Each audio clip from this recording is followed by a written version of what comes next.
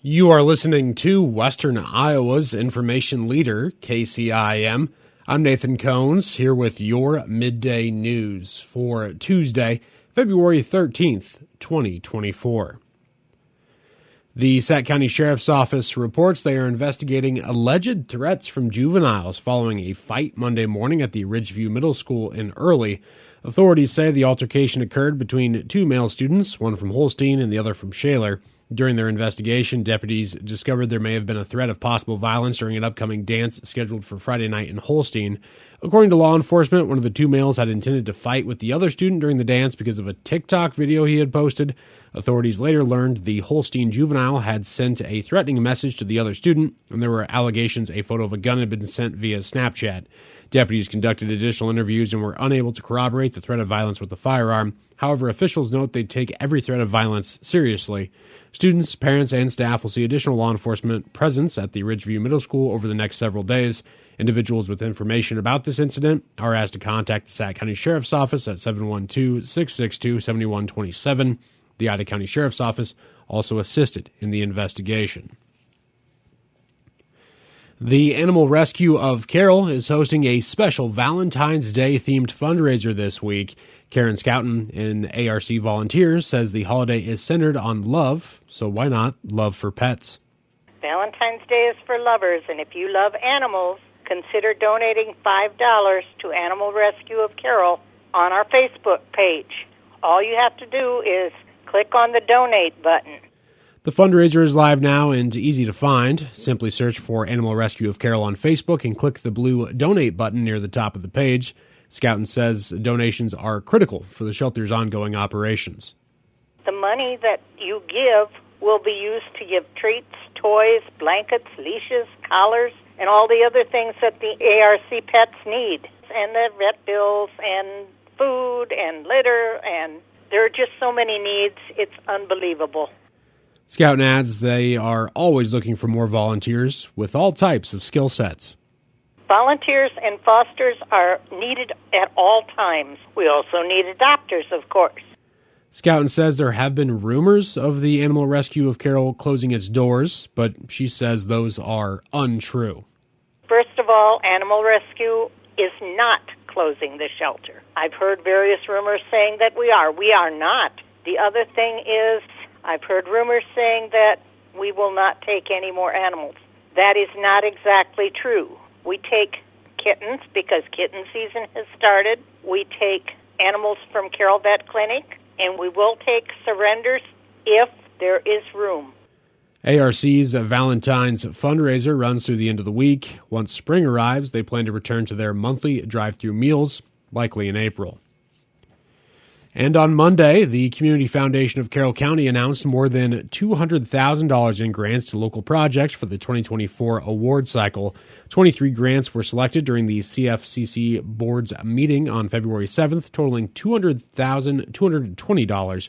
Of that total, $116,685.12 will be distributed through the County Endowment Program, $30,034.88 from the CFCC's Endowment Fund, and $53,500 from funding through the Grow Green County Gaming Corporation.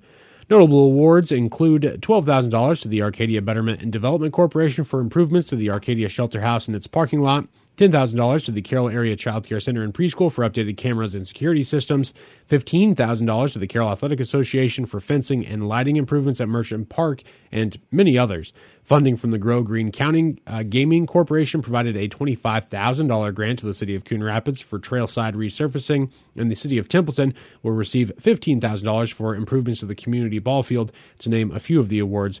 A complete list of the recipients is included with this story on our website. And we do need to step away here for just a moment. We'll be right back. We've got more news on the way coming up after this on KCIM. It seems like the cost of everything is going up, so it's nice to save a little dough when you can, especially for something you love to eat every day. Before I go grocery shopping, I print out a coupon for $1 off any Country Hearth, Village Hearth, or Artisan Hearth bread product. My favorite is Dakota Style 12 grain. My wife's breakfast go-to is a toasted Village Hearth English muffin. We can save $1 on each. Go to countryhearthbreads.com/coupons and print 1 or 2 out before your next shopping trip. And don't forget, Country Hearth, Village Hearth, and Artisan Hearth bread products are baked locally and delivered fresh daily. Remodeling or building a new home? Where do you even start? Shelley Schaefer started at Pranger's Slumberland. When I walked through the door at Pranger's Slumberland, I had a sheet of paper with my floor plan drawn out on it. I started working with Julie, and she was tremendous help, gave me many suggestions, what color to paint the walls, to the size of the baseboard, flooring, tile, putting the whole house together. Julie is very talented at figuring out your style. Pranger's Slumberland has a large variety of furniture in the store. We also did a lot of custom ordering. It was easy.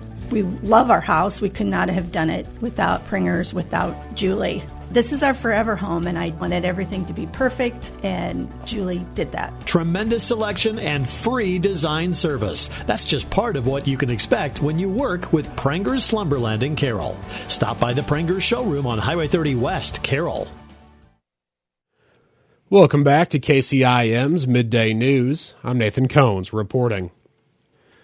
Iowa Governor Kim Reynolds signed an order yesterday extending Iowa's harvest proclamation for another few weeks, even though it's almost spring. The new expiration date for the relaxation of weight limits and transportation of harvest-related goods is now February 23rd. The proclamation allows vehicles transporting corn, soybeans, hay, straw, silage, stover, fertilizer, and manure to be overweight without exceeding 90,000 pounds gross weight without a permit for the duration of the proclamation. The order applies to loads transported on all highways within the state, excluding the interstate system. Applicable vehicles must not exceed the maximum axle weight limit determined under the non-primary highway gross weight table in Iowa Code by more than 12.5%. They must remain under the legal maximum axle weight limit of 20,000 pounds and comply with posted limits on roads and bridges. The complete proclamation is included with this story on our website. The 60th Annual Carroll Chamber of Commerce's Humanitarian Award went to Katie Cruz, who, among many of her volunteer jobs, serves on the Carroll High School Foundation and has volunteered countless hours assisting in organizing and helping many different programs throughout the community. Program MC Tim Fitzpatrick gave some insight into the meaning behind the Humanitarian Award during his introduction. The Humanitarian Award is presented for lifelong commitment to the well-being of our community's human needs. Sometimes difficult to describe, but it exemplifies the guiding principle: do unto others as you would have them do unto you. These individuals give freely of their time and talent to help others in many ways. A previous winner of the award, Kristen Lundstrom, announced Cruz as the winner. Lundstrom visibly represented the impact Cruz made in the community by showing the hats, or in the evening's case, shirts, from the different volunteer organizations or events that the humanitarian winner has given her own time to help.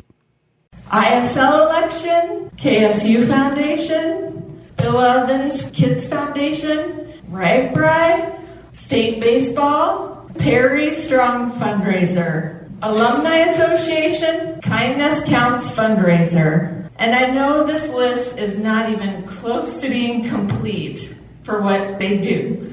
And now I'm honored to put on one more shirt for this walking billboard, Humanitarian of the Year. This community is better because you decided to make this place your home. Katie Cruz.